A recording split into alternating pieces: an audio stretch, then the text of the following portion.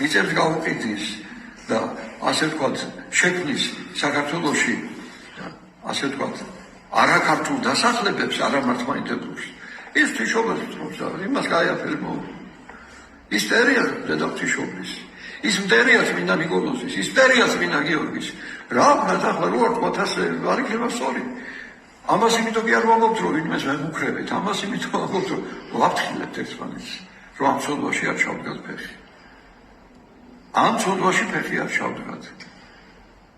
ეს იცოდ. მაგალითად გეტყვით, აი დედაკაცები ხართ აგეთქვენ და მამაკაცებიც ახართ, ხო? დედაკაცებზე ვიტყვი შენ. შენ რო შენი ტერიტორია ქონდეს, სახლი, კარი, დიდი, მამული და ვიღაცამ შენ ნებართვის გარეშე შენი მიწა გაყიდოს, თვალს მიცეს. რას უზობ შენ იმას? არ მოთხოვ პასუხს. ხო და აქედან შეხედეთ თქვენ, ეს ღვთისმშობლის არის ეს მიწა გაქვს.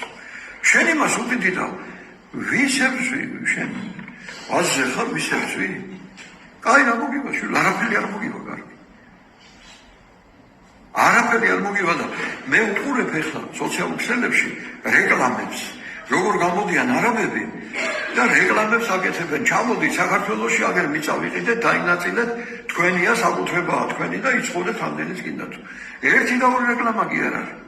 არაბულ ენაზეა რა. ეს არის უსაკლავი.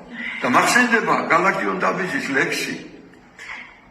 მახსენდება რა მასე გულსაკლავი მეტეხო და დიღმის ველო დადიოდე დაფიქრობდე ეს არ არის საქართველო. არის ხლართი რკინიგზების, არის მოტო, არის ველო, მაგრამ გული მეუბნებაო, ეს არ არის საქართველო. აი ეს არ შეიძლება რომ იყოს. აი ამას ჩვენ თუ დავიწყებთ, გეუბნებით ვერ მოერევით დედაღვთისმშობელს. გეუბნებით ვერ მოერევით წმინდა ნიკოლოზს. გეუბნებით ვერ მოერევით წმინდა გიორგის. თავს წააგებთ შვილებო, ძმებო, დებო, სადაც არ უნდა იყოთ, გინდა მთავრობაში იყოთ, გინდა ერისთავში იყოთ, გინდა ეკლესიაში იყოთ, სადაც არ უნდა იყოთ, თავს წააგებთ.